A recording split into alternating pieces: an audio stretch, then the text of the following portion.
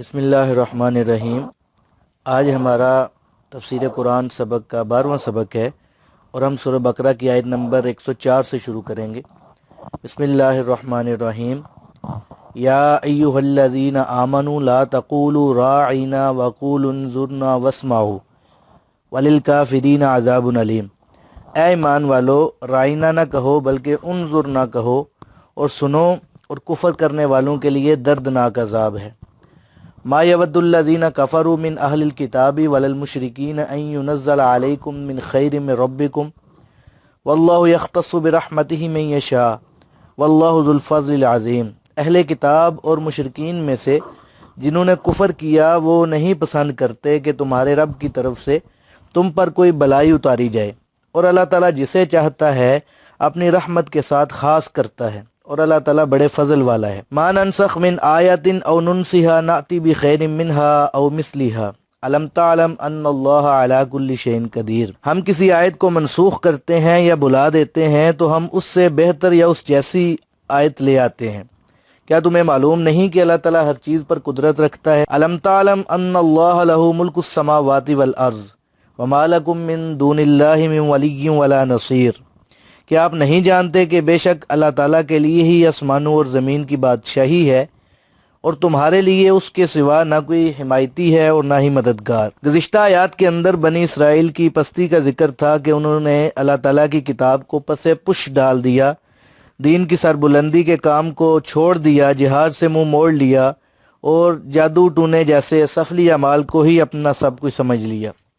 تو انہوں نے ان برائیوں، خاص طور پر جادو کو، انبیاء کرام علیہ السلام کی طرح منسوب کر دیا، جو کہ ان کی ذلت کا انتہائی درجہ تھا۔ تو ان آیات میں اللہ جل شانہ نے بنی اسرائیل کی اخلاقی پستی کا ذکر فرمایا ہے، جس کے ذریعے وہ اللہ تعالیٰ کے انبیاء کو ذہنی تکلیف پہنچاتے تھے۔ تو یہودیوں نے اپنی اس ذلیل حرکت کا ارتکاب نہ صرف سابقہ انبیاء کے زمانے میں کیا، بلکہ حضور صلی اللہ علیہ وآلہ وسلم کے زمانے میں بھی اس حرکت سے باز نہیں آئے، اور آپ صلی اللہ علیہ وآلہ وسلم کو مختلف طریقوں سے ایذا پہنچاتے رہے۔ تو اللہ تعالیٰ نے یہودیوں کی اس حرکت کا تذکرہ کر کے اہل اسلام کو خبردار کیا ہے کہ وہ کبھی کوئی ایسی بات نہ کریں جس سے معاذ اللہ حضور صلی اللہ علیہ وآلہ وسلم کی توہین کا کوئی ادنا سا پہلو بھی نکلتا ہو۔ تو اس مقام پر جس خاص بات کی طرف اشارہ ہے وہ یہ ہے کہ جب یہودی آپ کی مجلس میں آتے تھے تو آپ کی توجہ مبذول کروانے کے لیے راعینا کا لفظ استعمال کرتے تھے، جو کہ انظرنا کا ہم معنی ہے۔ مطلب یہ ہے کہ آپ ہماری رعایت کریں، یعنی ہماری طرف توجہ فرمائیں۔ انظرنا کا بھی یہی مطلب ہے کہ آپ ہماری طرف دیکھیں، نظر کریں، ہماری بات کو غور سے سنیں۔ تو بظاہر جو ہے یہ دونوں الفاظ ایک ہی ان کا معنی ہے، لیکن یہودی جو ہیں وہ اپنی گندی ذہنیت کے اظہار کے لیے راعینا کا لفظ استعمال کرتے تھے، اور پھر اس لفظ کو کھینچ کر اور گھما کر راعینا بولتے تھے۔ حدیث کے اندر آتا ہے لیم بالسنتہم، زبان میں ہیر پھیر کر کے لفظ ادا کرتے تھے، جس کی وجہ سے راعینا کہتے تھے، یعنی ہمارا چرواہا، نعوذ باللہ۔ تو یہودیوں کی زبان میں یہ لفظ گالی کے طور پر بھی استعمال ہوتا تھا، جس کا مطلب احمق اور بیوقوف ہے۔ تو گویا اس طرح یہ لوگ اپنی گندی ذہنیت کا اظہار کرتے تھے۔ تو اللہ تعالیٰ نے اہل ایمان کو خبردار کیا کہ تم اہل کتاب کی پیروی نہ کرنا۔ یا ایھا الذین آمنوا لا تقولوا راعینا، اے ایمان والو، جب تم نبی صلی اللہ علیہ وآلہ وسلم کی توجہ اپنی طرف مبذول کروانا چاہو تو راعینا کا لفظ استعمال نہ کرو، کیونکہ اس سے نعوذ باللہ حضور صلی اللہ علیہ وآلہ وسلم کی توہین کا پہلو نکلتا ہے، اور نبی صلی اللہ علیہ وآلہ وسلم کی جو توہین ہے یہ کفر کے مترادف ہے۔ سورہ المجادلہ کے اندر یہودیوں کی ایک اور کبھی حرکت کا ذکر بھی آتا ہے کہ جب یہ بدبخت حضور صلی اللہ علیہ وآلہ وسلم کی مجلس میں آتے تھے تو السلام علیکم کی بجائے السلام علیکم کہتے تھے۔ تو سام کا مطلب موت یا ہلاکت ہے، تو گویا السلام کا لفظ بگاڑ کر السام کہتے تھے۔ اس لیے حضور صلی اللہ علیہ وآلہ وسلم نے فرمایا کہ جب یہودی سلام کریں تو ان کے سلام کے جواب میں وعلیکم السلام کہنے کی بجائے صرف علیکم کہہ دیا کرو، جس کا مطلب یہ ہوگا کہ جو کچھ تم نے کہا ہے وہ تم پر ہی ہو، یعنی اگر السلام کی بجائے السام بولا جائے تو یہ ہلاکت تمہیں ہی نصیب ہو۔ تو اللہ تعالیٰ نے یہودیوں کی اسی حرکت کے متعلق فرمایا کہ حیوک بما لم یحییک بہ اللہ، یہ لوگ آپ کو ایسی دعا دیتے ہیں جو اللہ نے نہیں دی۔ بہرحال اللہ تعالیٰ نے اہل ایمان کو متنبہ فرمایا کہ حضور صلی اللہ علیہ وآلہ وسلم کے لیے کوئی ایسا لفظ استعمال نہ کریں۔ تو سورہ بقرہ میں یہ پہلا موقع ہے جس میں اہل ایمان کو خطاب کیا گیا ہے۔ اس سے پہلے عام لوگوں کو خطاب ہوتا رہا ہے، جیسے یا ایھا الناس اعبدوا ربکم، اے نوع انسانی اپنے رب کی عبادت کرو۔ یا بنی اسرائیل کو اللہ تعالیٰ نے خطاب فرمایا کہ یا بنی اسرائیل اذکروا نعمتی التی انعمت علیکم، یعنی اے بنی اسرائیل میری اس نعمت کو یاد جو میں نے تم پر کی ہے۔ تو اب یہاں سے اہل ایمان سے خطاب ہو رہا ہے، اور پورے قرآن پاک میں 88 مرتبہ تقریباً اہل ایمان کو خطاب کیا گیا ہے۔ شاہ عبدالعزیز محدث دہلوی رحمۃ اللہ علیہ فرماتے ہیں کہ سابقہ آسمانی کتابوں میں اہل ایمان سے براہ راست خطاب نہیں ہوتا تھا، بلکہ انبیاء علیہ السلام سے خطاب ہوتا تھا جو آگے اپنی اپنی امت تک احکامات الہی کو پہنچاتے تھے۔ یہ صرف آخری امت کو شرف حاصل ہوا کہ اللہ تعالیٰ نے براہ راست اہل ایمان کو خطاب کیا ہے۔ مسند احمد کی روایت میں ہے کہ حضرت عبداللہ بن مسعود رضی اللہ تعالیٰ عنہ نے حضور صلی اللہ علیہ وآلہ وسلم کی خدمت میں عرض کیا کہ حضور مجھے کوئی نصیحت فرمائیں، تو آپ صلی اللہ علیہ وآلہ وسلم نے فرمایا کہ اے عبداللہ، جب تم قرآن میں یہ خطاب پڑھو یا ایھا الذین آمنو، تو پورے دل کے ساتھ متوجہ ہو جایا کرو، یہ سمجھ لیا کرو کہ اللہ تعالیٰ تم سے براہ راست خطاب فرما رہے ہیں۔ اس سے بڑی نصیحت اور وصیت کیا ہو سکتی تھی؟ تو مقصد یہ تھا کہ یہ ایسی اعلیٰ چیز ہے کہ پوری توجہ کے ساتھ ہمہ گوش ہو کر سنا کرو کہ اللہ تعالیٰ کیا حکم فرما رہے ہیں، کس چیز کے کرنے کا حکم ہے اور کس چیز سے رک جانے کی بات ہو رہی ہے۔ تو اس خطاب میں اہل ایمان کو حکم دیا گیا ہے کہ حضور صلی اللہ علیہ وآلہ وسلم کی توجہ مبذول کروانے کے لیے راعینا کا لفظ استعمال نہ کرو، بلکہ انظرنا سے خطاب کیا کرو۔ تو اس خطاب کے اندر امر اور نہی دونوں چیزیں پائی جاتی ہیں۔ اس کے ساتھ ہی تاکیداً فرمایا کہ واسمعوا، یعنی جو حکم ہو رہا ہے اسے غور سے سنو، کیونکہ یہ بڑا اہم حکم ہے۔ حضور صلی اللہ علیہ وآلہ وسلم کا ارشاد گرامی ہے کہ عام گفتگو میں مشتبہ الفاظ استعمال نہ کرو۔ تو فرمایا کہ ما یود الذین کفروا من اہل الکتاب ولا المشرکین ان ینزل علیکم من خیر من ربکم، کفار اہل کتاب میں سے ہوں یا مشرکین میں سے ہوں، وہ پسند نہیں کرتے کہ تمہارے رب کی طرف سے تم پر کوئی بہتری کی چیز اتاری جائے۔ مشرکین مکہ میں ابو جہل، ابو لہب، عتبہ اور شیبہ جیسے بڑے بڑے سردار تھے، تو وہ حضور صلی اللہ علیہ وآلہ وسلم سے حسد کرتے تھے کہ اگر وہ آپ صلی اللہ علیہ وآلہ وسلم کو نبی تسلیم کر دیتے تو ان کی سرداری ختم ہو جاتی اور وہ سرداری حضور صلی اللہ علیہ وآلہ وسلم کو منتقل ہو جاتی۔ ایک طرف تو وہ تھے، دوسری طرف اہل کتاب تھے جو کہ امید لگائے بیٹھے تھے کہ نبی آخر الزمان بنی اسرائیل میں آئے گا۔ جب آخری نبی ہونے کا دعویٰ بنو اسماعیل کے قبیلہ قریش میں سے ہوا تو وہ بھی حسد کی آگ میں جلنے لگے، تو انہوں نے آپ صلی اللہ علیہ وآلہ وسلم کو اللہ تعالیٰ کا آخری نبی تسلیم کرنے سے انکار کر دیا۔ اسی رکوع میں آگے آئے گا حسدا من عند انفسہم، کہ انہوں نے حسد کیا اور ایمان کی دولت سے محروم رہے۔ اس لیے فرمایا کہ اہل کتاب اور مشرکین نہیں چاہتے کہ اللہ تعالیٰ کا قرآن پاک آپ پر نازل ہو۔ تو اس کے جواب میں اللہ نے فرمایا کہ یہاں پہ تمہاری خواہشات اور توقعات کی بات نہیں ہے، بلکہ واللہ یختص برحمتہ من یشاء واللہ ذو الفضل العظیم، اللہ تعالیٰ جسے چاہتا ہے اپنی رحمت کے لیے خاص کر لیتا ہے، اور اللہ تعالیٰ بڑے فضل والا ہے۔ اس نے یہ پسند کیا ہے کہ اپنی خاص رحمت بنو اسماعیل میں حضور صلی اللہ علیہ وآلہ وسلم کی ذات اقدس پر نازل فرمائے۔ اس سے پہلے اللہ تعالیٰ بنو اسحاق پر بے شمار رحمتیں نازل کر چکا ہے، تو اس قوم میں بڑے بڑے بادشاہ اور جلیل القدر رسول بھیجے کہ اذ جعل فیکم انبیاء وجعلکم ملوکا۔ اس کا تفصیلی تذکرہ جو ہے پیچھے گزر چکا ہے کہ اس قوم میں اللہ تعالیٰ نے ہزاروں نبی مبعوث فرمائے اور کتنوں کو بادشاہت بھی عطا کی۔ تو ایسی حکومت اور بادشاہت اللہ نے ان کو عطا کی جو دنیا میں کسی اور کو نصیب نہیں ہوئی۔ تو اب کیا اللہ تعالیٰ نے کوئی وعدہ کر رکھا ہے کہ نبوت بنو اسحاق سے باہر نہیں جائے گی؟ اللہ کی مشیت اسی میں ہے کہ سلسلہ نبوت کو بنو اسماعیل پر ختم کرنا تھا، لہذا اس میں بنو اسحاق کے لیے حسد کرنے کی کوئی بھی وجہ نہیں ہے۔ بنی اسرائیل اور مشرکین کا ایک اعتراض یہ بھی تھا کہ جب قرآن کریم اللہ کا کلام ہے اور یہ پہلی کتابوں کا مصدق بھی ہے، تو پھر یہ سابقہ کتب کے احکام کو منسوخ کر کے نئی شریعت کیوں نافذ کرتا ہے اور اپنے ہی احکامات کو بعض اوقات تبدیل بھی کر لیتا ہے؟ تو بقول ان کے اس کا مطلب تو یہ ہے کہ معاذ اللہ بعض اوقات اللہ تعالیٰ کو معاملے کا پوری طرح علم نہیں ہوتا تو حکم جاری کر دیتا ہے، مگر جب اس کا پوری طرح علم ہو جاتا ہے تو حکم میں ترمیم کر دیتا ہے۔ تو شاہ ولی اللہ محدث دہلوی رحمۃ اللہ علیہ فرماتے ہیں کہ دین تو ہمیشہ ایک ہی رہا ہے، یہ کبھی منسوخ نہیں ہوا، البتہ مختلف شریعتوں میں بعض اختلافات رونما ہوتے رہے ہیں۔ مثلا کسی شریعت میں اونٹ کا گوشت حرام تھا، ہماری شریعت میں حلال ہے، تو کسی شریعت میں 2 سکی بہنیں ایک نکاح میں آ سکتی تھی، لیکن ہمارے ہاں حرام ہے۔ دین کے بنیادی جو اصول ہیں یہ کبھی منسوخ نہیں ہوتے۔ تو اللہ تعالیٰ نے فرمایا کہ ما ننسخ من آیات، ہم کسی آیت کو منسوخ نہیں کرتے یا اسے بلاتے نہیں ہیں کہ ناتی بخیر منہا، مگر ہم اسے بہتر آیت یا حکم لے آتے ہیں، او مثلیہا، یا کم از کم اس جیسا ہی لے آتے ہیں۔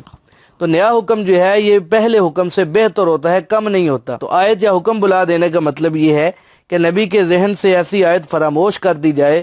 آیات کا یاد کرانا یا بلا دینا یہ اللہ ہی کی قدرت میں ہے۔ سورۃ اعلیٰ کے اندر اللہ نے فرمایا کہ سنقرئک فلا تنسیٰ، ہم ان قریب آپ کو اس طرح پڑھائیں گے آپ بھولیں گے نہیں، الا ما شاء اللہ، ہاں اللہ جس کو بلانا چاہیں وہ آپ بھول جائیں گے۔ تو یہاں پر بھی ننسیھا کا مطلب یہی ہے کہ جس حکم کو تبدیل کرنا مقصود ہو تو اسے کلیتاً منسوخ کر دیا جاتا ہے، یا اسے پیغمبر علیہ السلام کے ذہن سے محو کر دیا جاتا ہے۔ تو فرمایا کہ الم تعلم ان اللہ علی کل شیء قدیر، کیا تم نہیں جانتے کہ اللہ تعالیٰ ہر چیز پر قادر ہے؟ وہ اپنی حکمت اور منشا کے مطابق آیات نازل کرتا ہے، بعض کو قائم رکھتا ہے، بعض کو منسوخ کر دیتا ہے، پھر ان سے بہتر یا ان جیسی اور آیات لے آتا ہے۔ تو ایسا کرنا عقل اور نقل کے خلاف نہیں ہے، بلکہ اس پر اعتراض کرنا جو ہے یہ حماقت کی نشانی ہے۔ پھر فرمایا کہ الم تعلم ان اللہ لہ ملک السماوات والارض، اے مخاطب کیا تم جانتے نہیں کہ زمین اور آسمان کی بادشاہی اللہ ہی کی ہے؟ جب وہ مالک الملک ہے تو کیا اسے یہ اختیار حاصل نہیں کہ کسی حکم کو منسوخ کر دے یا تبدیل کر دے؟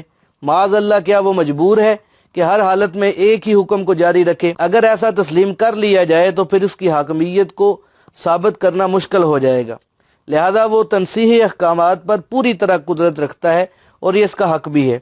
تو فرمایا کہ یاد رکھو کہیں بھٹک نہ جانا، وَمَا لَكُم مِّن دُونِ اللَّهِ مِن وَلِيٍّ وَلَا نَصِيرٍ، اس کے سوا تمہارا کوئی حمایتی اور مددگار نہیں ہے۔ ولی کا معنی عام طور پر سرپرست ہوتا ہے۔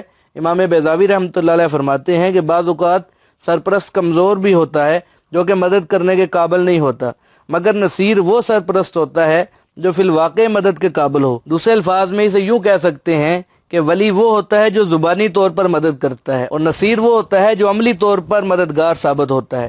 تو گویا اللہ تعالیٰ ان دونوں صفات کا مالک ہے، وہ اپنی مخلوق کا ہر طرح کا مددگار ہے، وہ قادر مطلق بھی ہے، علیم کل بھی ہے، جو ان سا حکم چاہے نافذ کر دے، جسے چاہے منسوخ کر دے، اس کے ارادے اور قدرت میں کوئی دوسرا مخل نہیں ہو سکتا۔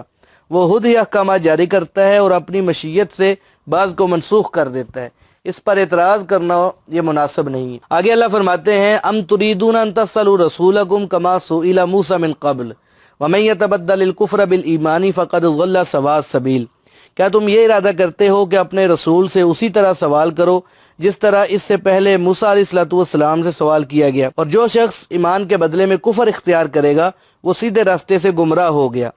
ود کثیر من اہل الکتاب لو یردونکم من بعد ایمانکم کفارا حسدا من عند انفسهم من بعد ما تبین لهم الحق فاعفوا واصفحوا حتى یأتی اللہ بامرہ ان اللہ علی کل شیء قدیر۔ اہل کتاب میں سے بہت سے پسند کرتے ہیں کہ مومن ہونے کے بعد تمہیں کفر کی طرف پلٹا دیں، اپنے نفسوں میں حسد کرتے ہوئے، بعد اس کے کہ ان کے لیے حق ظاہر ہو گیا ہے، پس درگزر کرو اور معاف کر دو یہاں تک کہ اللہ تعالیٰ اپنا حکم لائے، بے شک اللہ تعالیٰ ہر چیز پر قادر ہے۔ وَأَقِيمُوا الصَّلَاةَ وَآتُوا الزَّكَاةَ وَمَا تُقَدِّمُوا لِأَنفُسِكُم مِّن خَيْرٍ تَجِدُوهُ عِندَ اللَّهِ إِنَّ اللَّهَ بِمَا تَعْمَلُونَ بَصِيرٌ، اور نماز قائم کرو اور زکوٰۃ دیتے رہو، اور بلائی میں سے جو کچھ تم اپنے نفسوں کے لیے آگے بھیجو گے اس کو اللہ کے پاس پالو گے، اللہ تعالیٰ تمہارے ہر کام کو دیکھنے والا ہے۔ تو ان آیات کے اندر یہودیوں کو تنبیہ کی گئی ہے تم نبی آخر الزمان صلی اللہ علیہ وسلم سے ایسے سوالات کرتے ہو جیسے تمہارے آباء و اجداد نے موسیٰ علیہ السلام سے کیے تھے۔ تو اللہ فرماتے ہیں کہ ہم تریدون ان تسألوا رسولکم کما سئل موسیٰ من قبل۔ مفسرین فرماتے ہیں کہ اس آیت میں خطاب اہل کتاب کی طرف ہے۔ یہی لوگ حضور صلی اللہ علیہ وسلم سے طرح طرح کے بیہودہ سوالات کرتے تھے، جیسا کہ موسیٰ علیہ السلام کی قوم ان سے سوال کرتی ہے۔ تو سورۃ نساء میں اس کی تفصیل آئے گی کہ یسألک اہل الکتاب ام تنزل علیہم کتابا من السماء، کہ اہل کتاب آپ سے سوال کرتے ہیں کہ آپ اللہ تعالیٰ کی کتاب بیک وقت اکٹھی کیوں نہیں لاتے، جیسا کہ تورات مکمل طور پر نازل ہوئی۔ تو اللہ تعالیٰ نے اس کے جواب میں حضور صلی اللہ علیہ وسلم کو تسلی دی کہ آپ ان کے سوالات کو خاطر میں نہ لائیں۔ فقد سألوا موسیٰ اکبر من ذالک، ان بد نصیبوں نے تو موسیٰ علیہ السلام سے اس سے بھی بڑے سوال کیے کہنے لگے کہ ارنا اللہ جہرتن، آپ اللہ سے ہماری بالمشافہ ملاقات کروائیں تب ہم مانیں گے۔ تو سورہ بقرہ میں اس قسم کے سوالات گزر چکے ہیں۔ تو بعض مفسرین فرماتے ہیں کہ اس آیت کے مخاطبین اہل کتاب کے علاوہ مشرکین بھی ہیں۔ ان کے بیہودہ سوالات کا ذکر بھی قرآن پاک کے مختلف مقامات پر موجود ہے۔ سورہ بنی اسرائیل کے مطابق انہوں نے حضور صلی اللہ علیہ وآلہ وسلم سے فرمائش کی کہ آپ سیڑھی لگا کر آسمان پر چڑھ جائیں اور وہاں سے کتاب لائیں، مکے کی سرزمین کو باغات میں بدل دیں، اور آپ کے ارد گرد فرشتوں کی جماعت ہونی چاہیے، اللہ تعالیٰ خود ہمارے سامنے آ کر آپ کی رسالت کی تصدیق کرے۔ تو اس طرح کے بیہودہ سوالات وہ کرتے تھے۔ تو اللہ تعالیٰ نے اس قسم کے تمام سوالات کا ایک ہی جواب دیا، چاہے وہ مشرکین کی طرف سے ہوں یا یہودیوں کی طرف سے ہوں۔ اللہ نے فرمایا کہ قل سبحان ربی هل كنت الا بشرا رسولا، یعنی میں انسان ہوں، اللہ کا رسول ہوں، میں نے یہ کبھی دعویٰ نہیں کیا کہ میں قادر مطلق ہوں اور جو چاہوں کر سکتا ہوں۔ قادر مطلق ہونا اور جو چاہنا کرنا یہ تو اللہ تعالیٰ کی مشیت اور ارادے سے ہے، وہ جو چاہے کرتا ہے۔ مقصد یہ ہے کہ یہود کی طرح مشرکین بھی طرح طرح کے سوال کرتے تھے، تو اس قسم کے سوالات کا مقصد صرف نکتہ چینی ہوتا تھا اور کسی بات کو تسلیم نہ کرنے کا ایک بہانہ ہوتا تھا۔ فرمایا کہ اس طرح کے بے معنی سوالات نہ کیا کرو، کیونکہ اس کا نتیجہ بہت ہی برا ہوگا۔ وَمَن يَتَبَدَّلِ الْكُفْرَ بِالْإِيمَانِ، جو کوئی ایمان کے بدلے میں کفر اختیار کرے گا، فَقَدْ ضَلَّ سَوَاءَ السَّبِيلِ، وہ سیدھے راستے سے بھٹک گیا، گمراہ ہو گیا۔ کیونکہ اعتراض برائے اعتراض، اور وہ بھی اظہار رسانی کے لیے اعتراض کرنا، یہ کھلی گمراہی اور کفر ہے۔ یہاں پر اہل کتاب اور مشرکین کو خطاب کیا گیا ہے، لیکن اہل ایمان کو بھی یہ بات سمجھائی جا رہی ہے کہ جو بھی اس قسم کے بیہودہ سوالات کرے گا، اللہ اور اس کے رسول صلی اللہ علیہ وآلہ وسلم کے احکامات کو تسلیم نہیں کرے گا، تو وہ بہرحال راستے سے بھٹک جائے گا۔ بعض مفسرین فرماتے ہیں کہ ام تریدون کے مخاطب اہل ایمان ہیں۔ اللہ تعالیٰ نے ایمان والوں کو یہود اور مشرکین کی روش سے خبردار کیا ہے کہ تم ان کے طریقوں کو نہ اپنانا، یعنی تم بھی اپنے نبی آخر الزمان سے بلا وجہ سوالات نہ کرنا، جس طرح اس سے پہلے اہل کتاب نے موسیٰ علیہ السلام سے کیے، اور ان سوالات کی وجہ سے انہیں طرح طرح کی تکالیف برداشت کرنا پڑی۔ حدیث کے اندر آتا ہے کہ غزوہ حنین کے موقع پر حضور صلی اللہ علیہ وآلہ وسلم نے دیکھا کہ مشرکین ایک خاص قسم کے درخت کو متبرک خیال کرتے ہیں، اس درخت کے ساتھ اپنے اسلحہ جات کو لٹکاتے ہیں۔ یہ دیکھ کر صحابہ کرام نے حضور صلی اللہ علیہ وآلہ وسلم سے عرض کیا کہ حضور اجعل لنا ذات انوات، آپ ہمارے لیے بھی کسی درخت کو ذات انوات مقرر فرما دیں جس پر ہم اپنے ہتھیار لٹکایا کریں، جیسا کہ مشرک کرتے ہیں۔ تو آپ صلی اللہ علیہ وآلہ وسلم یہ سن کر سخت ناراض ہوئے اور فرمایا سبحان اللہ، یہ تو اس قسم والی بات ہو گئی کہ جب بنی اسرائیل نے موسیٰ علیہ السلام کی معیت میں بحر کلزم کو عبور کیا تو وہاں ایک قوم کو پایا یعکفون علی اصنام لہم، جو اپنے معبودوں پر جھکے ہوئے تھے اور ان کی پوجا کر رہے تھے۔ تو یہ دیکھ کر بنی اسرائیل نے موسیٰ علیہ السلام سے عرض کیا کہ یا موسیٰ اجعل لنا الہا کما لہم آلہہ، جس طرح ان لوگوں نے اپنے معبود بنا رکھے ہیں اسی طرح ہمارے لیے بھی کوئی معبود مقرر کر دیں۔ تو موسیٰ علیہ السلام ان سے ناراض ہوئے اور کہا کہ اے بیوقوف قوم، یہ لوگ تو کفر میں مبتلا ہیں، کیا تم بھی اسی ہلاکت میں پڑنا چاہتے ہو؟ ابھی ابھی اللہ نے تمہیں طاقتور دشمن سے آزادی دلائی ہے، تم پھر کفر اور شرک میں مبتلا ہونا چاہتے ہو؟ بلا وجہ ناجائز سوال نہ کیا کرو۔ حضرت عبداللہ بن عباس رضی اللہ تعالیٰ کی روایت سے معلوم ہوتا ہے کہ صحابہ کرام رضوان اللہ علیہ مجمعین بہت کم سوالات کیا کرتے تھے، کیونکہ سورہ مائدہ میں اللہ تعالیٰ نے کثرت سوال سے منع فرمایا تھا کہ لا تسألوا عن اشیاء ان تبد لکم تسؤکم وان تسألوا عنها حین ینزل القرآن تبد لکم، یعنی نزول وحی کے زمانے میں سوال نہ کیا کرو، اگر بعض چیزوں کے متعلق سوال کرو گے تو وہ ظاہر کر دیا جائے گا اور تم کو ناگوار گزرے گا، تمہارے لیے بدنامی کا باعث ہوگا۔ اسی لیے صحابہ کرام رضوان اللہ علیہ مجمعین بہت زیادہ سوال کرنے سے اجتناب کرتے تھے۔ حضرت عبداللہ بن عباس رضی اللہ عنہ فرماتے ہیں کہ میں نے حضور صلی اللہ علیہ وآلہ وسلم کے صحابہ سے بہتر کوئی قوم نہیں دیکھی، وہ حضور صلی اللہ علیہ وآلہ وسلم سے سوال نہیں کرتے تھے اور ایسا کرنے سے ڈرتے تھے۔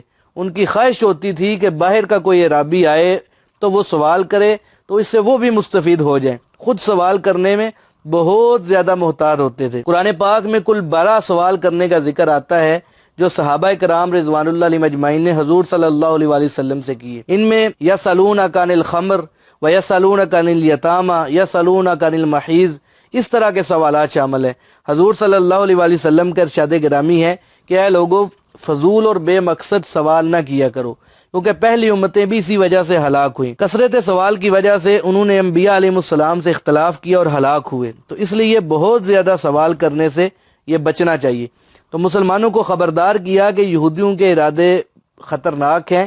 وَدَّ كَثِيرٌ مِّنْ أَهْلِ الْكِتَابِ لَوْ يَرُدُّونَكُم مِّن بَعْدِ ایمانکم کفارا، بہت سے اہل کتاب چاہتے ہیں کہ تمہیں پھر ایمان سے کفر کی طرف لٹا دیں، اور وہ ہر وقت اسی کوشش میں لگے رہتے ہیں کہ کسی طرح مسلمان کمزور ہو جائیں، جو لوگ ایمان لا چکے ہیں وہ بھی اپنے سابقہ دین پر پلٹ جائیں۔ تو یہ تو نزول قرآن کے زمانے کی بات ہے کہ اہل کتاب مسلمانوں کو پھلتا پھولتا نہیں دیکھ سکتے تھے، لیکن ان کی یہ کوشش آج تک جاری ہے کہ وہ یہی چاہتے ہیں کہ کسی طرح مسلمانوں کو دوبارہ کفر کی طرف لٹا دیا جائے۔ ہمارے ایک دوست ہیں، کراچی میں رہتے ہیں، عبداللہ نام ہے ان کا، تو اس سے پہلے وہ عیسائیوں کے بہت بڑے پادری تھے، انہوں نے اسلام قبول کیا، اللہ تعالیٰ نے ان کو توفیق عطا فرمائی۔ تو ان کی کارگزاری کچھ اس طرح سے ہے، وہ کہتے ہیں کہ میں عیسائیوں کے پادروں کے اس گروہ سے تعلق رکھتا تھا جو مسلمانوں کو مسلمان نہیں رہنے دیتے تھے، مسلمانوں کو گمراہ کرتے تھے۔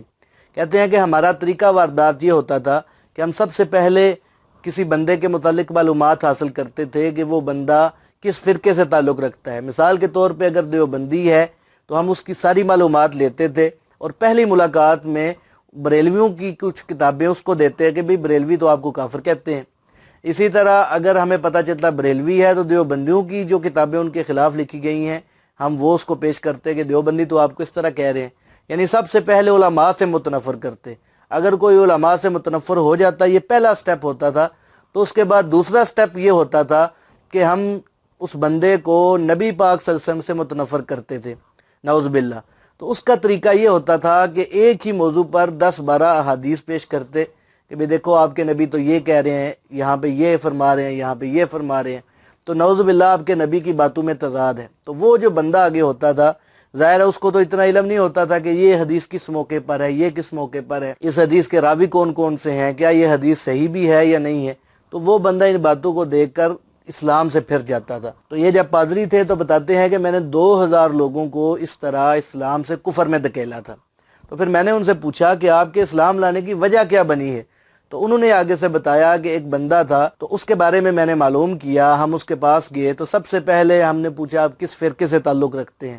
انہوں نے اپنا فرقہ بتایا، تو میں نے ان کے مخالف فرقے والے علماء کی کتابیں ان کو دیں کہ دیکھیں وہ تو آپ کو کافر کہتے ہیں۔ تو پھر انہوں نے کہا کہ مجھے تو نہیں پتا، یہ کتابیں آپ ادھر رکھ دیں، میں پڑھوں گا، سوچوں گا، دیکھوں گا اس میں کیا لکھا ہے۔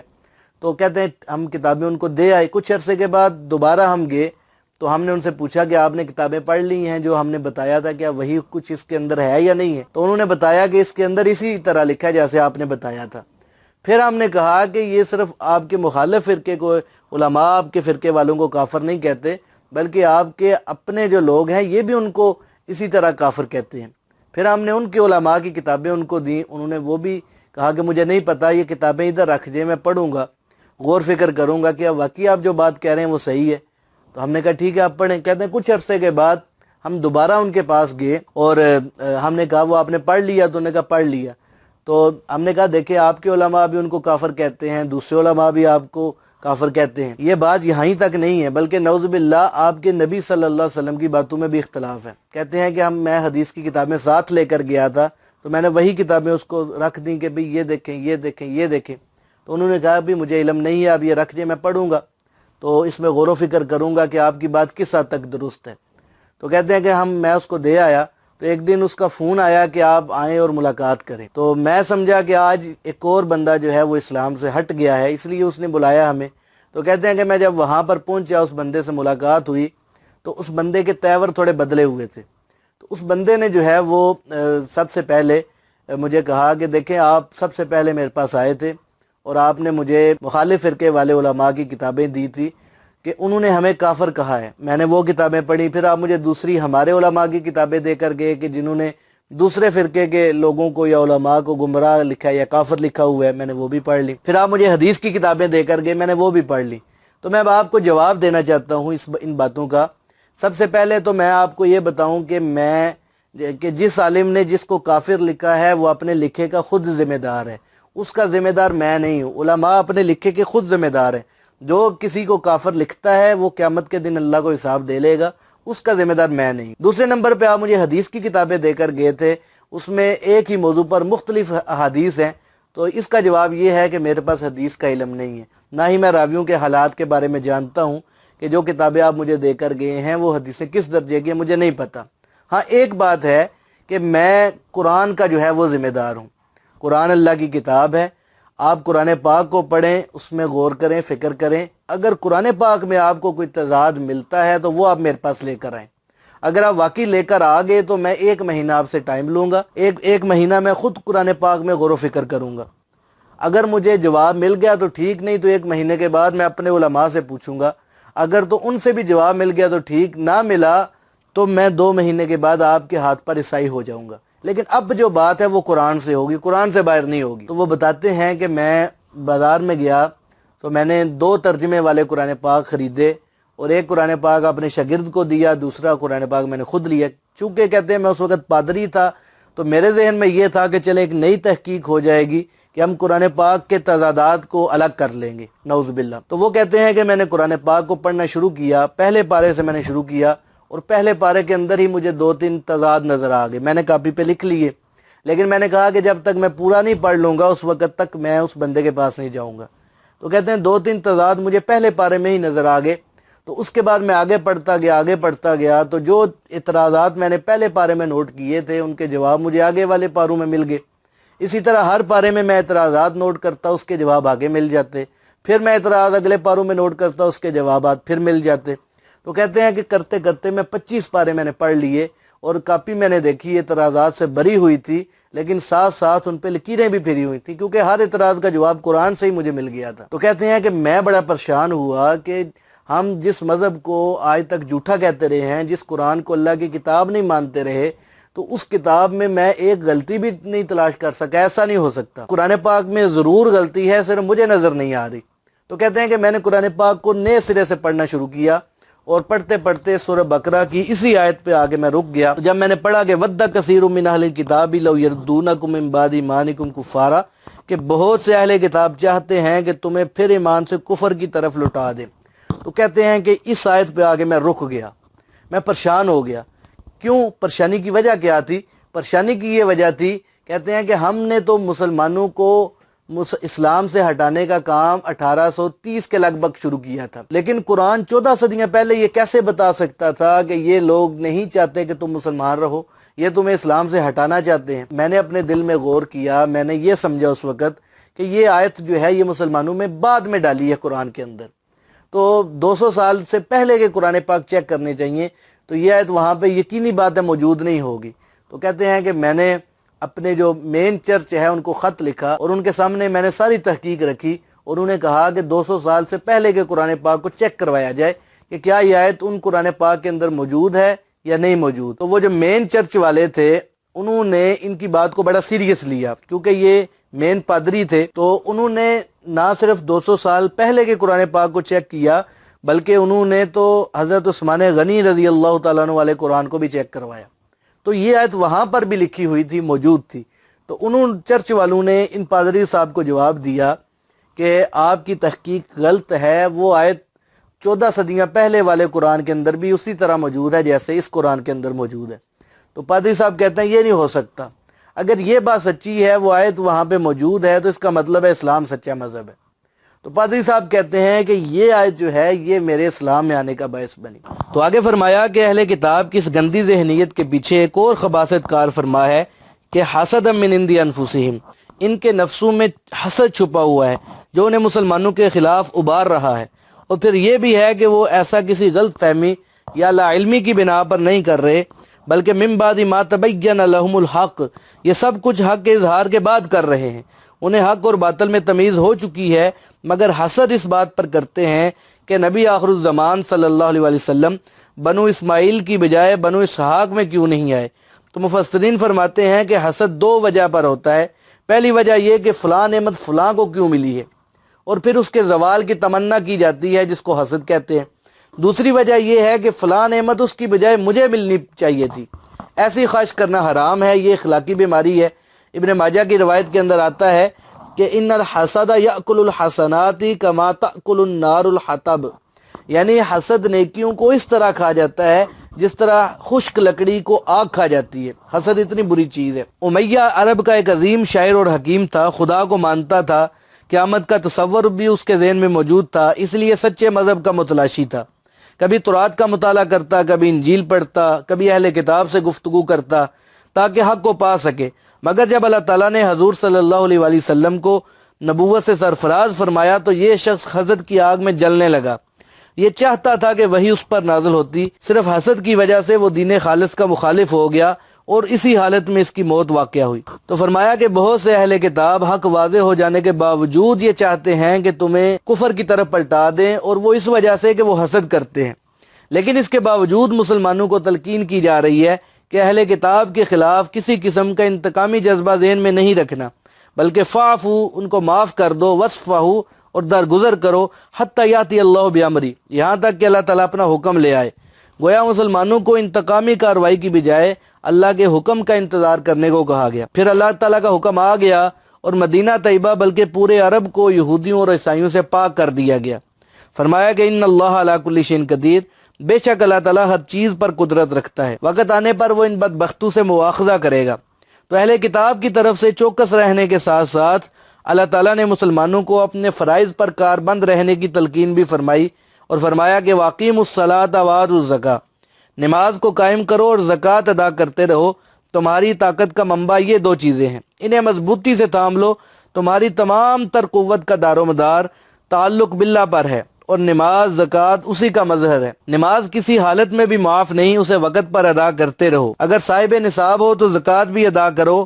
بخل جیسی کبھی بیماری کا یہ بہترین علاج ہے، اسے کبھی نظر انداز نہ کرو۔ فرمایا کہ یاد رکھو وما تقدموا لانفسکم من خیر تجدوہ عند اللہ، تم اپنے نفسوں کے لیے جو بھی بلائی آگے بھیجو گے، کوئی نیکی، کوئی عمل، صدقہ خیرات کرو گے، نماز ادا کرو گے، تو اللہ کا قانون یہ ہے کہ وہ کسی کا عمل ضائع نہیں کرتا۔ اس کا واضح اعلان ہے کہ من یعمل مثقال ذرہ، ایک ذرے کے برابر کیا ہوا عمل بھی ضائع نہیں ہوگا، بلکہ انسان اپنا ہر اچھا یا برا عمل قیامت کے دن دیکھ لے گا۔ یہاں بھی فرمایا کہ جو کچھ تم اعمال کے ذریعے آگے بھیجو گے تو تجدوہ عند اللہ، اسے اللہ کے ہاں پالو گے، ہر چیز کا نتیجہ سامنے آ جائے گا۔ ان اللہ بما تعملون بصیر، اللہ تعالیٰ تمہارے ہر فعل کو دیکھ رہا ہے، کوئی چیز اس کی نظروں سے مخفی نہیں ہے، وہ جانتا ہے کہ تم کوئی کام کس نیت اور ارادے سے کر رہے ہو۔ وقالوا لن يدخل الجنة الا من كان هودا او نصارى تلک امانیہم قل ہاتوا برہانکم ان کنتم صادقین، اور کہتے ہیں کہ ہرگز نہیں داخل ہوگا جنت میں مگر وہ جو یہودی ہو یا عیسائی ہو، یہ ان کی خواہشات ہیں۔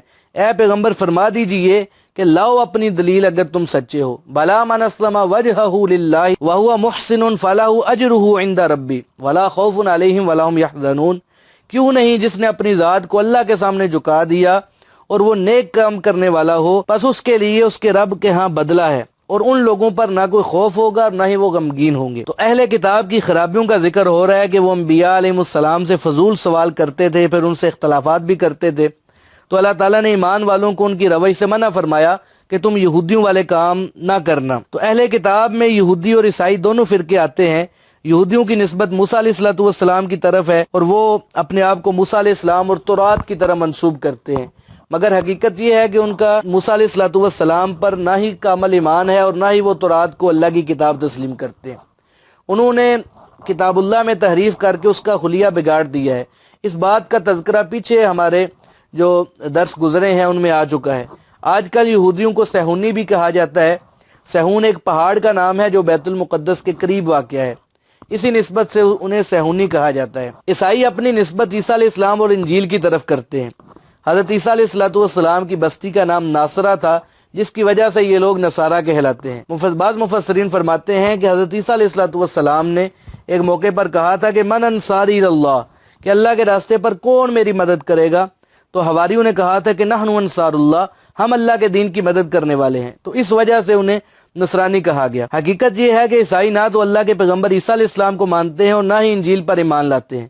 انہوں نے عیسیٰ علیہ السلام کو اللہ کا بندہ کہنے کی بجائے اللہ کا بیٹا کہا، اور 3 خداؤں میں سے انہیں تیسرا خدا کہا، اور بعض کہتے ہیں کہ اللہ تعالیٰ عیسیٰ علیہ السلام میں حلول کر گیا تھا۔ سورہ مائدہ کے اندر یہ وضاحت موجود ہے کہ لقد کفر الذین قالوا ان اللہ هو المسیح، یعنی وہ لوگ کافر ہو گئے جنہوں نے کہا کہ اللہ ہی مسیح ہے جو تینوں میں تیسرا ہے، تو وہ قطعی طور پر ملعون ہے۔ آپ کو اللہ کا بیٹا کہنے والے بھی کلمہ کفر ادا کرتے ہیں، کیونکہ اللہ تعالیٰ تو اولاد سے پاک ہے، سبحانہ و تعالی عما یشرکون، اللہ ایسی تمام شرکیاں چیزوں سے پاک ہے۔ تو یہاں پہ اللہ فرما رہے ہیں کہ یہودی اور عیسائی دونوں کا یہ عقیدہ اور دعویٰ تھا کہ وَقَالُوا لَن يَدْخُلَ الْجَنَّةَ إِلَّا مَنْ كَانَ هُودًا أَوْ نَصَارَىٰ، وہ یہ کہتے تھے کہ یہودی اور عیسائی ہی صرف جنت میں جائیں گے، باقی سب کے لیے جنت کے دروازے بند ہیں، وہاں کوئی نہیں جا سکتا۔ اور پھر لطف کی بات یہ ہے کہ یہ دو فرقے آپس میں بھی متفق نہیں تھے، بلکہ یہودی کہتے تھے کہ جو یہودی ہوگا وہ جنتی ہے، اور عیسائی کہتے تھے کہ جو عیسائی ہے صرف وہ جنتی ہے، اس کے علاوہ جنت پر کسی اور کا حق نہیں ہے۔ تو اسی دعوے کے جواب میں اللہ نے ارشاد فرمایا کہ تلک امانیہم، یہ ان کی باطل خواہش ہے، ورنہ اس دعوے کی حقیقت کچھ بھی نہیں ہے۔ گویا کہ انہوں نے اپنی خواہشات کو عقیدے کا درجہ دے دیا ہے۔ اس کے علاوہ وہ یہ بھی کہتے تھے کہ وہ جو چاہیں کرتے پھریں، وہ چند دن سے زیادہ دوزخ میں نہیں رہیں گے۔ اس مقام پر بھی اللہ نے وہی بات دہرائی، آپ صلی اللہ علیہ وآلہ وسلم کو ارشاد ہے کہ کل، آپ فرما دیجئے کہ ہاتوا برہانکم ان کنتم صادقین، اگر تم اس دعوے میں سچے ہو تو کوئی دلیل لاؤ۔ تو اللہ نے فرمایا کہ یہود و نصارہ کا یہ جو دعویٰ نجات ہے یہ غلط ہے، یہ محض مخصوص فرقوں کی بنیاد پر جنت میں نہیں جا سکتے، نجات کا یہ قانون نہیں ہے۔ فرمایا کہ بلا، کیوں نہیں، من اسلم وجہہ للہ، جس نے اپنے چہرے کو اللہ کے تابع کر دیا تو وہ جو ہے وہ جنت میں جا سکتا ہے۔ تو جنت میں جانے کا معیار یہ ہے کہ من اسلم، جو اللہ کا مطیع ہو گیا، جو اللہ کا فرما بردار ہو گیا، جس کا عقیدہ درست ہو گیا، تو وہ جنت میں جا سکتا ہے۔ بخاری اور مسلم شریف کی روایت کے اندر آتا ہے کہ ان اللہ لا ينظر الى صورکم والوانکم ولکن ينظر الى قلوبکم واعمالکم، یعنی اللہ تمہاری شکلوں اور رنگوں کو نہیں دیکھتا بلکہ تمہارے دلوں اور اعمال کو دیکھتا ہے۔ کسی شخص کے اعمال کا دار و مدار اس کی نیت پر ہوتا ہے۔ اللہ کا فرمان ہے کہ فادعوا اللہ مخلصین لہ الدین، اللہ کو پکارو خالص اس کی اطاعت کرنے والے بن جاؤ۔ اور حدیث کے اندر آتا ہے انما الاعمال بالنیات، تمام اعمال کا دار و مدار جو ہے یہ نیت پر ہے۔ امام رازی رحمۃ اللہ علیہ نے بنی اسرائیل کے ایک شخص کا واقعہ بیان کیا ہے کہ ایک ایماندار آدمی بھوک میں مبتلا تھا، سفر پر جا رہا تھا، رستے میں ریت کے بڑے بڑے ٹیلے نظر آئے، تو اس نے کہا کہ کاش میرے پاس ریت کے ان ٹیلوں کے برابر اناج ہوتا تو میں سب بھوکوں میں تقسیم کر دیتا۔ چونکہ وہ خود اس وقت بھوکا تھا، اسے بھوک کی تکلیف محسوس ہوئی، تو اس نے دوسرے بھوکوں کا خیال کرتے ہوئے یہ بات کر دی۔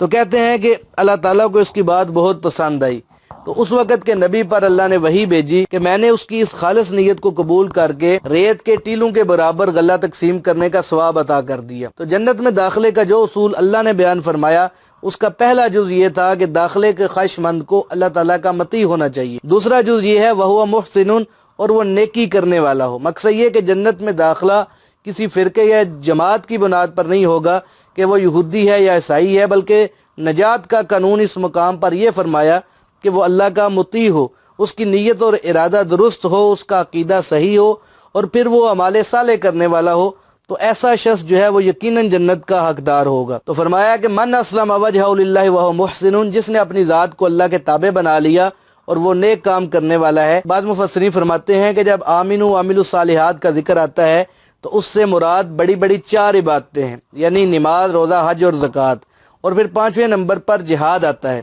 اس کے علاوہ دوسری نیکیاں بھی ہیں۔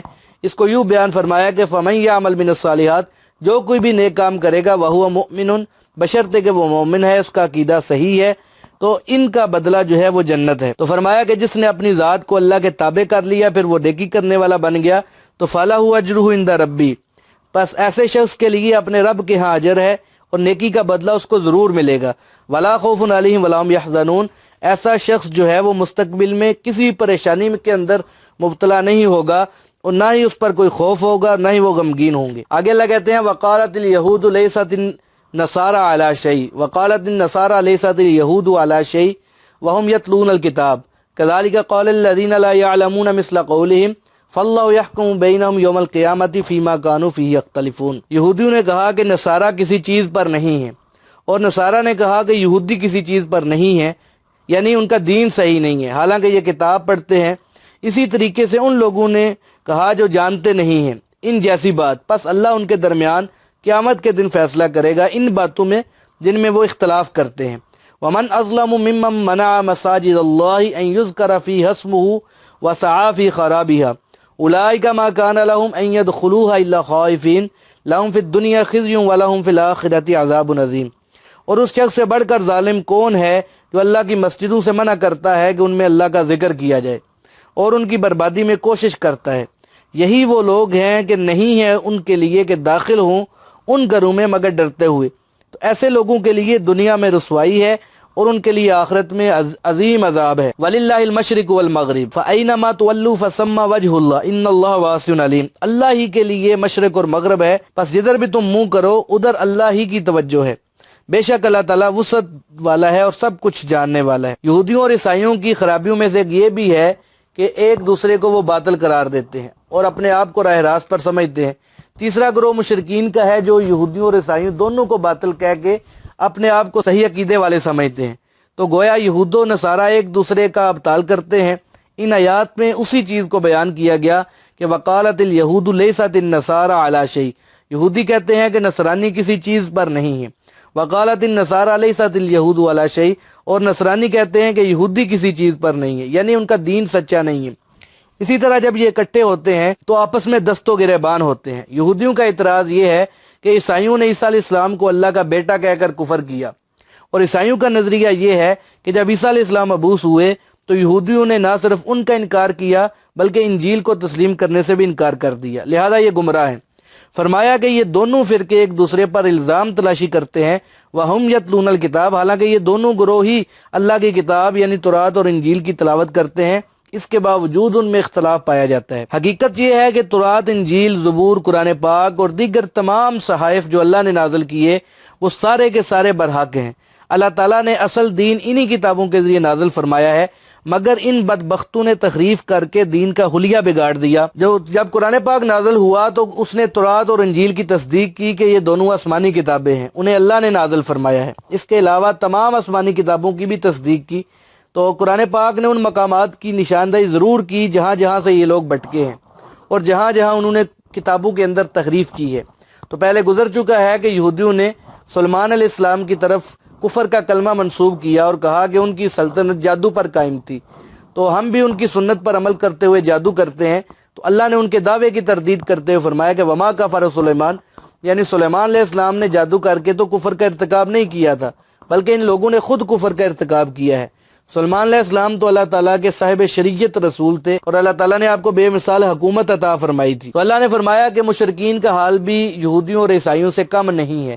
کذالک قال الذین لا یعلمون مثل قولہم، عرب کے مشرکین بھی وہی بات کرتے ہیں جو اہل کتاب کرتے تھے، یہ کہتے ہیں کہ نہ یہودی حق پر ہیں اور نہ عیسائی حق پر ہیں اور نہ ہی مسلمان حق پر ہیں، حالانکہ حقیقت یہ ہے کہ یہ لوگ کچھ بھی نہیں جانتے، یہ جاہل ہیں، نہ ہی ان کے پاس کوئی کتاب ہے جس سے یہ رہنمائی حاصل کر سکیں، اور نہ ہی 2000 سال کے عرصے میں ان کے پاس کوئی نبی آیا ہے۔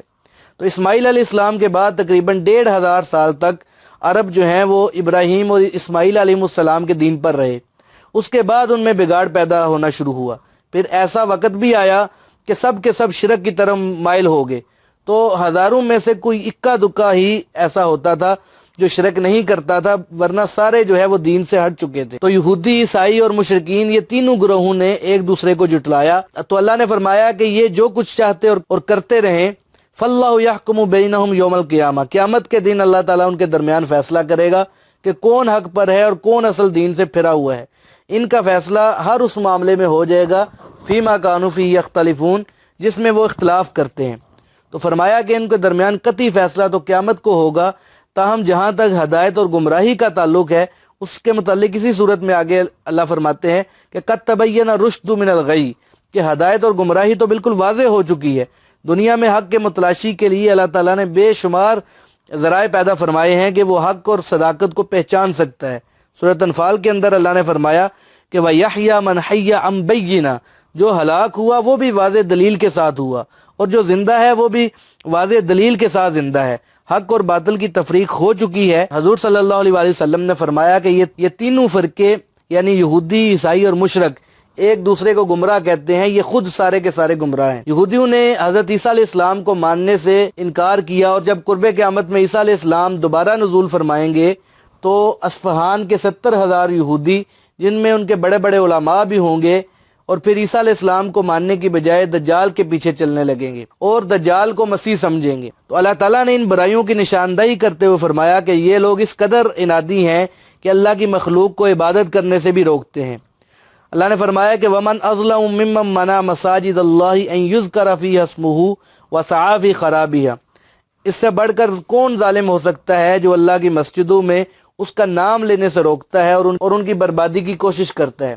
مفسرین فرماتے ہیں کہ اس آیت کے مصداق عیسائی ہیں جنہوں نے یہودیوں کا مقاتلہ کر کے تورات کو جلایا تھا اور بیت المقدس کو ویران کیا تھا۔ مفسرین فرماتے ہیں کہ یہ آیت مشرکین پر بھی صادق آتی ہے جنہوں نے 6 ہجری میں مسلمانوں کو حدیبیہ کے مقام پر روک لیا تھا اور حرم کے اندر عمرہ ادا نہیں کرنے دیا تھا، حالانکہ مسلمان صرف عمرے کی ادائیگی کے لیے آئے تھے، ان کا لڑائی کرنے کا ارادہ نہیں تھا۔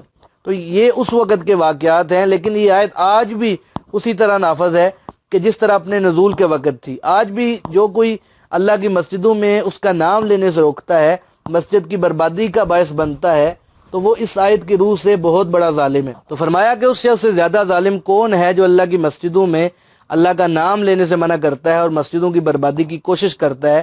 تو فرمایا کہ اولئک ما کان لہم ان یدخلوها الا خائفین، کہ ان لوگوں کا اصل میں حق ہی نہیں ہے کہ وہ مسجدوں میں داخل ہوں مگر خوف کھاتے ہوئے، یعنی کفار اس لائق ہی نہیں کہ مسجدوں میں داخل ہوں سوائے اس کے کہ وہ خوف زدہ ہوں۔ تو فرمایا کہ جو شخص مسجد میں اللہ کا ذکر کرنے سے روکتا ہے اور مسجد کی بربادی چاہتا ہے تو لہم فی الدنیا خزی، ایسے لوگوں کے لیے دنیا میں بھی رسوائی ہے، ولہم فی الآخرۃ عذاب عظیم، اور ان کے لیے آخرت میں بھی دردناک عذاب ہے۔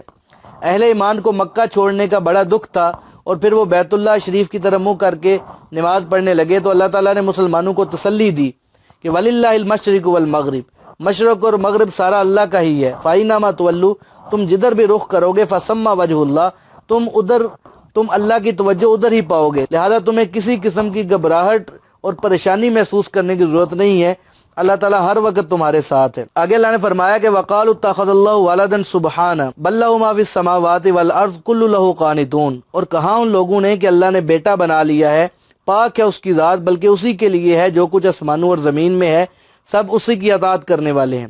بدیع السماوات والارض واذا قضى امرا فانما يقول له كن فيكون، اور آسمان اور زمین کا موجد ہے، اور جب وہ کسی چیز کا فیصلہ کرتا ہے تو اسے کہتا ہے ہو جا، پس وہ ہو جاتی ہے۔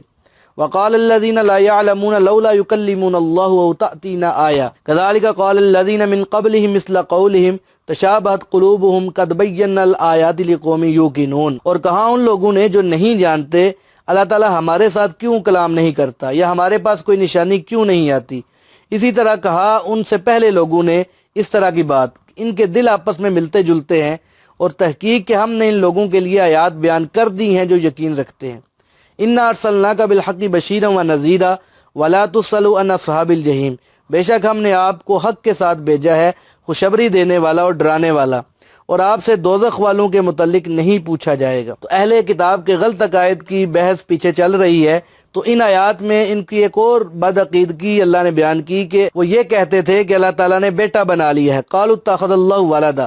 تو اس غلط عقیدے میں یہ تینوں گروہ شامل ہیں، یعنی یہودی، عیسائی اور مشرکین۔ سورۃ توبہ کے اندر موجود ہے کہ یہودیوں کے ایک فرقے نے حضرت عزیر علیہ السلام کو اللہ کا بیٹا بنایا ہوا ہے، وقالت الیہود عزیر ابن اللہ۔ اگرچہ تمام یہودیوں کا یہ عقیدہ نہیں ہے، تاہم ایک گروہ ایسا ہے جو اہل کتاب میں شامل ہے مگر عقیدہ یہ رکھتا ہے۔ تو اسی طرح عیسائیوں کا عقیدہ واضح ہے، یہ کھل کے کہتے ہیں کہ المسیح ابن اللہ، کہ عیسیٰ علیہ السلام اللہ کے بیٹے ہیں۔ تو قرآن پاک نے یہ بات تصریح کے ساتھ بیان کی ہے کہ کسی مخلوق کو خدا کا بیٹا بنانا کتنا کبھی فعل ہے، کہ اللہ ناراض ہو جاتا ہے، اس کے حکم سے زمین و آسمان پھٹ جائے اور اللہ کا قہر نازل ہو جائے، اللہ کی طرف ایسی بات منسوب کرنا بہت بڑی بیہودہ بات ہے۔ مشرکین عرب کے متعلق بھی تصریح موجود ہے کہ وہ فرشتوں کو خدا کی بیٹیاں کہتے تھے، وَجَعَلُوا الْمَلَائِكَةَ الَّذِينَ هُمْ عِبَادُ الرَّحْمَنِ إِنَاثًا۔ تو اس باطل عقیدے کے رد میں اللہ نے فرمایا کہ سبحانہ، وہ اللہ کی ذات پاک ہے۔ صحابہ نے حضور صلی اللہ علیہ وآلہ وسلم سے سبحانہ کا مطلب پوچھا تو آپ صلی اللہ علیہ وآلہ وسلم نے فرمایا کہ تنزیہ اللہ من کل سوء، ہر قسم کی برائی اور عیب سے پاکیزگی۔ کسی نے حضرت عبداللہ بن عباس رضی اللہ عنہ سے دریافت کیا کہ حضرت اللہ اکبر کا مطلب تو ہم جانتے ہیں کہ اللہ ہی سب سے بڑا ہے، لا الہ الا اللہ کا مطلب بھی سمجھتے ہیں کہ اللہ کے سوا کوئی معبود نہیں ہے، الحمدللہ کا مطلب ہے کہ سب حمد و ثنا اور تعریف اللہ ہی کے لیے ہے، تو حضرت سبحانہ کا مطلب آپ سمجھا دیں۔ تو آپ نے جواب دیا کہ یہ کون سی مشکل بات ہے، سبحان اللہ ایک ایسا کلمہ ہے جو اللہ نے اپنی تعریف کے لیے منتخب فرمایا ہے، اور فرشتوں کو بھی حکم دیا ہے کہ اس کلمے کے ساتھ میری تعریف کیا کرو۔ تو یہ چاروں کلمات یعنی اللہ اکبر، لا الہ الا اللہ، الحمدللہ اور سبحان اللہ اللہ تعالیٰ نے اپنی تعریف کے لیے مقرر فرمائے ہیں۔ مطلب یہ ہے کہ اللہ تعالیٰ ہر عیب اور نقص سے پاک ہے اور تمام تعریفیں اسی ذات کے لیے ہیں۔ فرمایا کہ اللہ تعالیٰ اولاد سے پاک ہے، بلکہ حقیقت یہ ہے کہ بل لہ ما فی السماوات والارض، کہ آسمان و زمین کی ہر چیز اللہ ہی کے لیے ہے، یعنی یہ تمام چیزیں جو ہیں وہ اللہ کی ملکیت میں ہیں۔ کل لہ قانتون، سب اسی کی اطاعت کرنے والے ہیں۔ تو اس مقام پر اللہ تعالیٰ کی ایک تیسری صفت ابداع کا ذکر بھی آیا ہے۔ فرمایا کہ بدیع السماوات والارض، وہ آسمان اور زمین کا ایجاد کرنے والا ہے۔ ابداع اس تخلیق کو کہتے ہیں کہ جس کا نمونہ پہلے موجود نہ ہو، کہ جسے دیکھ کر کوئی چیز تیار کی جا سکے۔ اور پھر موجد بھی ایسا ہے کہ وَإِذَا قَضَىٰ أَمْرًا، کہ جب کسی کام کے کرنے کا فیصلہ کرتا ہے تو فَإِنَّمَا يَقُولُ لَهُ كُن فَيَكُونُ، تو وہ کہتا ہے ہو جا، تو فَيَكُون پس وہ ہو جاتی ہے۔ یہ کن ایسا لفظ ہے کہ جس میں تیزی کا حکم پایا جاتا ہے، یعنی جب اللہ کن فرماتے ہیں تو کسی چیز کے معرض وجود میں آنے کے لیے نہ کسی مادے کی ضرورت پڑتی ہے، نہ ڈیزائن مطلوب ہوتا ہے، اور نہ کسی کاریگر کی مدد درکار ہوتی ہے، بلکہ اللہ کا حکم صادر ہوتے ہی کام ہو جاتا ہے۔ ایک اور غلط بات جو بعض لوگ کرتے ہیں وہ یہ کہ وقال الذین لا یعلمون، علم سے آری جاہل لوگ کہتے ہیں لولا یکلمون اللہ، کہ اللہ ہم سے براہ راست کلام کیوں نہیں کرتا، او تأتینا آیا، یا ہمارے پاس کوئی نشانی کیوں نہیں آتی جس کی بنا پر اللہ کے نبی اور اس کی کتاب کی تصدیق کر سکے۔ تو مفسرین فرماتے ہیں کہ مشرکین میں سے ایک شخص رافع تھا، تو وہ حضور صلی اللہ علیہ وآلہ وسلم کے پاس آ کر کہنے لگا کہ آپ دعویٰ کرتے ہیں کہ آپ اللہ کے رسول ہیں، تو آپ دعا کریں کہ اللہ تعالی ہم سے براہ راست کلام کرے، یا وہ کوئی خاص نشانی ہمارے پاس بھیجے جسے دیکھ کر ہم تصدیق کریں۔ تو فرمایا کہ بے وقوفی اور حماقت کا سوال ہے۔ کذالک قال الذین من قبلہم مثل قولہم، اس طرح کی باتیں تو ان سے پہلے لوگوں نے بھی کی تھی، یہ کوئی نئی بات نہیں ہے بلکہ پرانا بےہودہ سوال ہے۔ آج کے دور کے کافر، مشرک اور جاہل قسم کے لوگ اس قسم کی باتیں کرتے ہیں کہ فلاں نشانی ہونی چاہیے، یا اللہ ہمارے ساتھ کلام کیوں نہیں کرتا۔ تو فرمایا کہ تشابہت قلوبہم، اس طرح کے تمام اگلے پچھلے لوگوں کے دل آپس میں ملتے جلتے ہیں، اسی لیے وہ اس قسم کی بےہودہ باتیں کرتے ہیں۔ تو اس کے جواب میں اللہ نے فرمایا کہ یہ لوگ کون سی نشانی طلب کرتے ہیں، حالانکہ قد بینا الآیات لقوم یوقنون، ہم نے تو یقین رکھنے والے لوگوں کے لیے بے شمار نشانیاں یا معجزات دکھا دیے ہیں۔ کسی ایک آدھی نشانی کی بات نہیں، اللہ نے حضور صلی اللہ علیہ وآلہ وسلم کے دست مبارک پر تقریباً 3000 معجزات ظاہر فرمائے، اور یہ سارے ان لوگوں کے سامنے ہیں۔ کیا شق القمر کا معجزہ کوئی ڈکی چوبی بات تھی؟ کیا ان لوگوں نے کھجور کے خشک تنے کو روتے نہیں دیکھا تھا؟ آپ کی انگلیوں سے پانی کے چشمے جاری نہیں ہوئے تھے؟ یہ سارا کچھ ان کے سامنے تھا، مگر یہ نشانیاں ان لوگوں کو نظر آتی ہیں جو یقین رکھتے ہیں اور جن کے دل میں ایمان کی دولت موجود ہے۔ وہ سمجھ چکے ہیں کہ آپ صلی اللہ علیہ وآلہ وسلم اللہ کے سچے نبی ہیں، اور جن کے دل کے اندر عناد پایا جاتا ہے اس قسم کی بے معنی باتیں وہی کرتے ہیں۔ تو جب کوئی شخص تمام تر نشانیاں دیکھنے کے باوجود ایمان نہ لائے تو یقیناً دل میں افسوس پیدا ہوگا۔ حضور صلی اللہ علیہ وآلہ وسلم کے ساتھ بھی یہی معاملہ تھا۔ اللہ تعالیٰ نے آپ کو تسلی دیتے ہوئے فرمایا کہ انا ارسلناک بالحق بشیرا ونذیرا، اے پیغمبر ہم نے آپ کو حق کے ساتھ نبی اور رسول بنا کر بھیجا ہے، آپ اپنی امت کے لیے بشیر بھی ہیں اور نذیر بھی ہیں، یعنی آپ اہل ایمان کو جنت کی خوشخبری سناتے ہیں اور منکرین کو دوزخ کی وعید بھی سناتے ہیں۔ جو لوگ آپ کا انکار کرتے ہیں وہ لازمی اللہ کی گرفت میں آئیں گے۔ آپ ان کی حرکات پر غمگین نہ ہوں اور نہ ہی ان کے دوزخ جانے پر کوئی قلق محسوس کریں، کیونکہ وَلَا تُسْأَلُوا عَنْ أَصْحَابِ الْجَحِيمِ، آپ سے دوزخیوں کے متعلق سوال نہیں کیا جائے گا کہ یہ لوگ جہنم میں کیوں گئے، بلکہ الٹا ان سے سوال ہوگا کہ مَا سَلَكَكُمْ فِي سَقَرَ، اللہ پوچھے گا کہ تمہاری جہنم میں جانے کی وجہ کیا ہے، پھر وہ خود اس کا جواب دیں گے کہ قَالُوا لَمْ نَكُ مِنَ الْمُصَلِّينَ، کہ ہم نماز نہیں پڑھا کرتے تھے، مسکینوں سے ہمدردی نہیں کرتے تھے، فضولیات میں لگے رہتے تھے اور روز قیامت کی تکذیب کرتے تھے، لہذا آپ ان کی حرکات سے دل برداشتہ نہ ہوں۔ انما علیک البلاغ، کہ آپ کا کام صرف سمجھانا ہے، باقی ان سے ہم خود نبٹ لیں گے۔